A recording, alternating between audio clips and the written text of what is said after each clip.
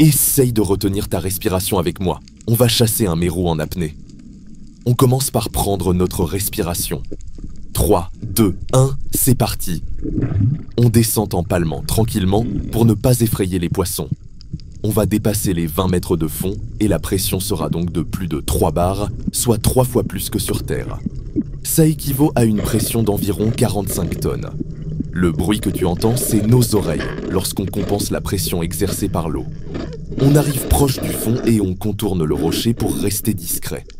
Il nous a vus, mais c'est un poisson curieux par nature. Si on reste calme, on va pouvoir s'approcher assez pour tirer. On peut tirer précisément derrière son ouïe lorsqu'il se tourne pour partir.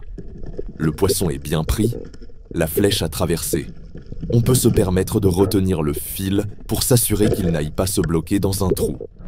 Et on commence à remonter les 24 mètres. On a notre binôme qui assure notre sécurité depuis la surface. Pas de panique.